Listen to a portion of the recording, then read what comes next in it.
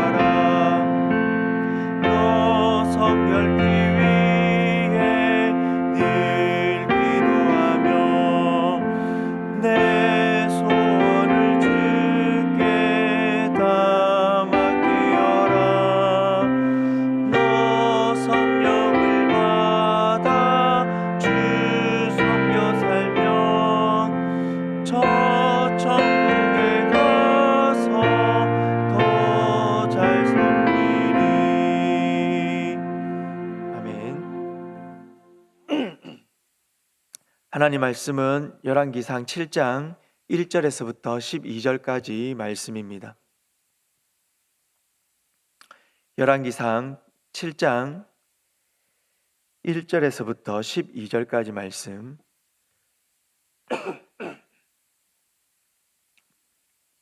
우리 한 절씩 교독하도록 하겠습니다.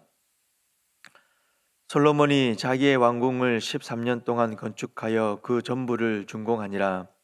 그가 레바논 나무로 왕궁을 지었으니 길이가 100규빗이요 너비가 50규빗이요 높이가 30규빗이라.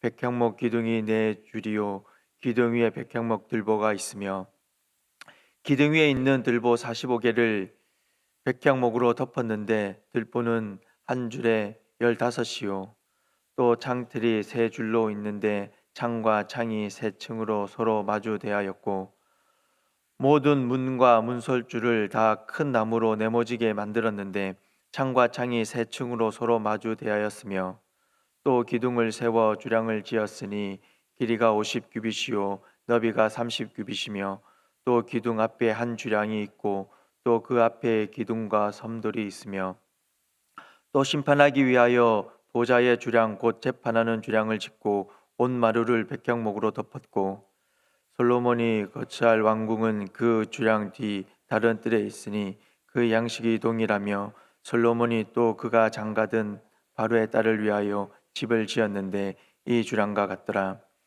이 집들은 안팎 모두 기하고 다듬은 돌로 지었으니 크기대로 톱으로 켠 것이라. 그 초석에서 처마까지와 외면에서 큰 뜰에 이르기까지 다 그러하니 그 초석은 귀하고 큰 돌 곧 10규빗 되는 돌과 6규빗 되는 돌이라. 그 위에는 크기대로 다듬은 귀한 돌도 있고 백향목도 있으며 또 큰 뜰 주위에는 다듬은 돌 3켜와 백향목 두꺼운 판자 1켜를 놓았으니 마치 여호와의 성전 안뜰과 주량에 놓은 것 같더라. 아멘. 열왕기상 6장 마지막 절은 성전 공사가 7년 만에 끝났다라고 말합니다.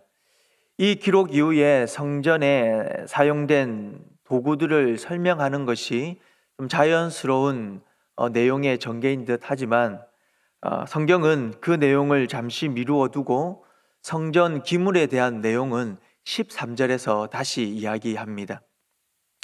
대신 오늘 본문은 솔로몬 왕궁을 건축하는 것에 초점을 맞춥니다.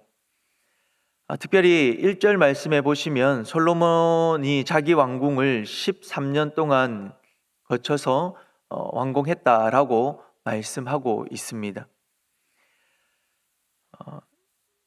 6장 38절에 성전이 7년 동안 성전이 건축되었다라는 사실과 오늘 7장 1절인 말씀에서 왕궁은 13년 동안 공사가 진행되었다라는 사실을 서로 대비시키는 것을 우리는 볼 수 있습니다.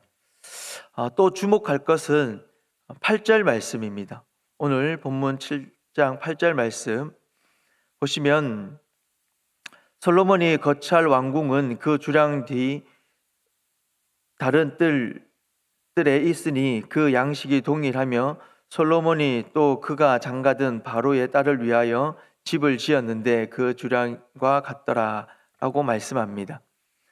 솔로몬은 자기가 거처할 그곳을 지은 것뿐만 아니라 바로의 딸인 아내를 위해 별채를 지었다라고 또 말씀하고 있습니다. 이는 신명기 17장 17절에 있는 말씀과 직접적으로 충돌이 되는 말씀입니다. 그에게 아내를 많이 두어 그의 마음이 미혹되게 하지 말 것이며 자기를 위하여 은금을 많이 쌓지 말 것이니라. 축복받은 자리에서 솔로몬은 하나님의 경계를 넘어 자신의 욕망을 키워 나가고 있었습니다. 솔로몬은 하나님의 축복을 누리는 그 자리에서 그 경계를 넘어서고 있었던 것입니다. 성전보다 크고 화려한 왕궁은 겉으로는 지혜의 왕인 솔로몬에게 어울리는 것처럼 보일 수 있습니다. 그러나 성경은 기록하기를 솔로몬의 마음이 하나님으로부터 서서히 멀어지고 있음을 우리에게 말해주고 있습니다. 부와 실력과 안정된 어떤 생활, 이런 것은 다 하나님께서 주신 귀한 축복입니다. 그러나 동시에 이러한 축복은 우리의 우선순위와 가치관을 시험하는 무대가 되기도 합니다. 솔로몬의 13년은 단순한 긴 공사 기간을 의미하는 것이 아닙니다. 그것은 하나님이 주신 축복을 지혜롭게 관리하지 못한 시간을 의미합니다. 성도 여러분, 이스라엘의 번영기에 하나님의 성전보다 자신의 왕궁에 더 많은 시간과 열정을 쏟은 이 솔로몬의 모습은 오늘 우리에게도 중요한 교훈을 던져줍니다. 그것은 풍요 속에서 우리는 종종 하나님을 갈망하기보다 세상의 성취와 안락함에 더 집중할 수 있다라는 것입니다. 하나님의 축복 가운데에 있을 때 그 축복의 근원이신 하나님을 잊고 축복 자체에만 집중하는 위험이 늘 우리 가운데에 존재하고 있다라는 것을 우리에게 말해줍니다. 이런 위험 가운데 성도는 그러면 어떻게 해야 하겠습니까? 먼저는 누리는 것에만 도취되어 부절제하거나 방탕하지 않도록 스스로를 잘 단속해야 한다라는 것입니다. 하나님이 주신 축복을 누리는 순간 사람의 마음은 종종 더 많이라는 욕망에 사로잡힙니다. 솔로몬은 자신의 왕궁을 짓는데 무려 13년을 쏟으면서 백향목 기둥과 금으로 입힌 석재로 자신의 능력과 부를 과시했습니다. 솔로몬의 무절제함은 결국 그의 영적 타락으로 이어집니다. 열왕기상 11장으로 가면 그가 많은 이방 여인들을 사랑하고 그들의 섬겼던 신들을 섬겼다라고 기록하는 것을 보게 됩니다. 7장에 화려한 왕궁 건축은 11장의 우상 숭배를 향한 첫 단계였다라는 것입니다.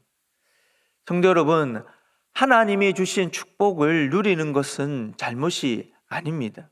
그러나 그 복에 도취되어 절제하지 못하면 복은 오히려 우리를 하나님으로부터 멀어지게 하는 함정이 될 수 있습니다. 금고가 소유를 보호하듯 절제는 마음을 하나님께 붙들어 두는 영적 금고이다라는 말이 있습니다. 절제가 있을 때 풍요는 우리를 삼키는 우상이 되지 못하고 오히려 하나님의 영광을 드러내는 도구가 됩니다. 하지만 반대로 절제가 무너지면 아무리 작은 것이라도 곧 마음의 주인이 되어 우리를 지배하게 됩니다.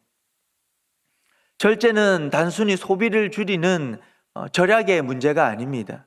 그것은 우리의 마음과 욕망을 하나님 뜻 아래 두는 영적 훈련이다라고 할 수 있습니다. 바울은 모든 것이 가하나 모든 것이 유익한 것이 아니다라고 말합니다. 허용된 것 중에도 유익한 것을 분별하며 선택하는 지혜가 필요합니다.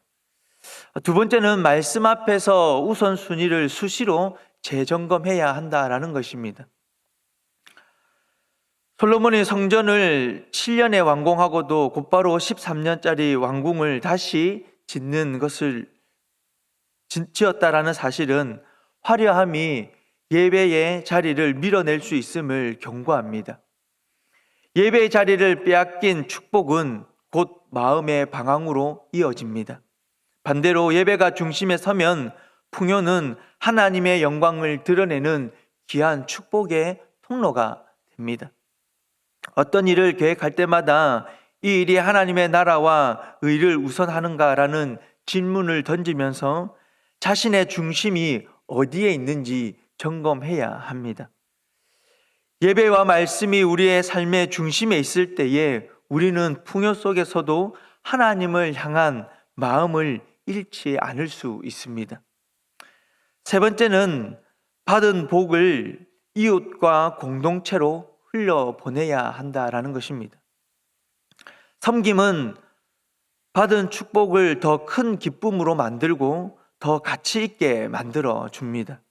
우리의 재능과 물질 그리고 시간을 어려운 이들에게 사용하게 될 때에 하나님은 더 큰 기쁨으로 응답해 주신다라고 말씀합니다. 하나님이 주신 축복은 우리에게 머물러 있기 위한 것이 아니라 더 많은 이들에게 흘러가기 위한 것입니다.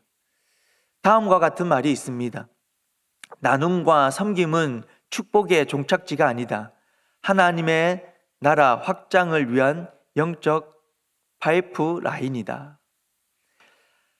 축복을 나누는 삶은 단순히 우리의 선한 행위가 아니라 그것은 하나님의 성품을 본받는 일이며 하나님의 나라의 가치를 이 땅에 구현하는 일입니다. 우리가 받은 모든 것이 하나님으로부터 왔음을 인정하고 그것을 다시 하나님의 뜻을 뜻을 위해 사용할 때 우리는 진정한 축복의 청지기가 될 수 있습니다.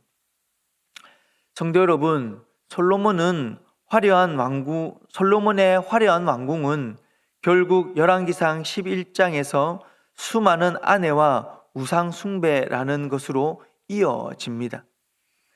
축복이 경계 없는 마음에 안착될 때에 우리는 자기도 모르게 하나님과 멀어질 수 있음을 잊지 말아야 합니다.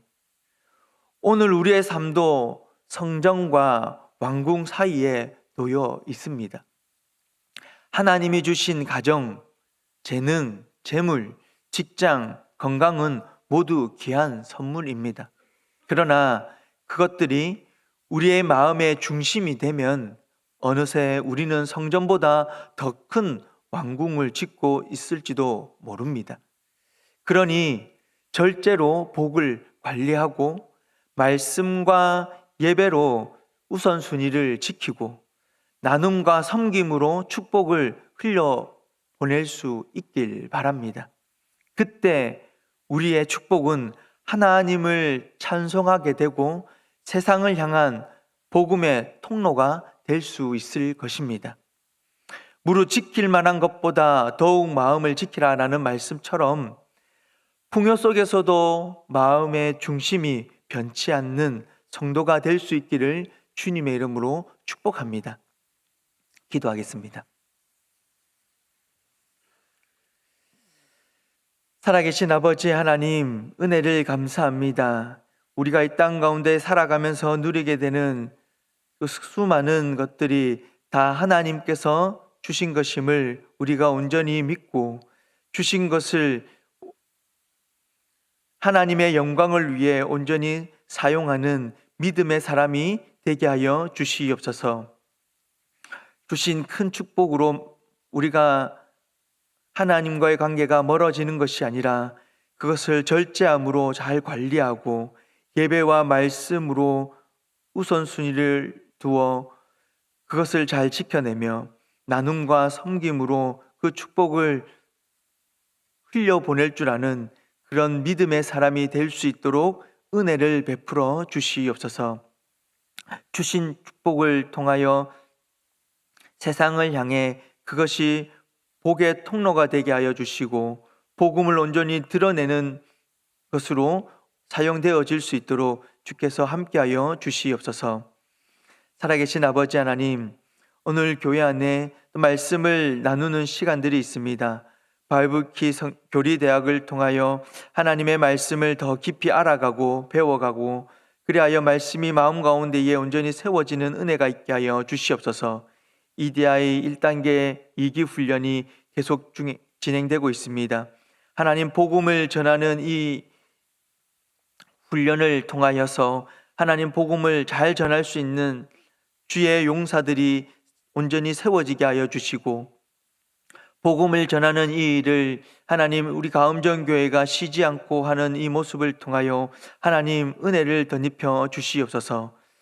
새소식반 이 계속되어집니다. 바울반, 파랑새반, 에베네셀반. 하나님 이렇게 복음을 전하는 어린아이들에게 복음을 전하는 이 시간 하나님 섬기는 손길 위에 하나님께서 함께하여 주시고 복음을 듣는 그 아이들의 심령 위에 복음이 심겨지고 열매 맺는 은혜가 있게 하여 주시옵소서.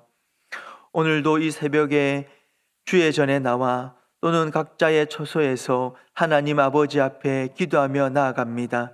각자의 삶의 어려운 문제들과 아픔, 육신의 아픔과 또 여러 가지 문제들을 하나님 아버지 앞에 간절히 아릴 때에 하나님께서 성도의 기도를 들어주시고 기도 가운데에 하나님 아버지 앞에 흘리는 눈물을 닦아주시며 그리하여 하나님의 큰 위로가 이 새벽 기도 가운데에 있게 하여 주시옵소서. 오늘도 귀한 하루를 주심을 감사합니다. 이 하루를 살아감에 그리스도인답게 살아가게 하여 주시고 하나님의 영광을 온전히 드러내는 은혜가 있게 하여 주시옵소서. 감사합니다. 예수님의 이름으로 기도드립니다. 아멘. 계속해서 개인적으로 기도하며 나가도록 하겠습니다.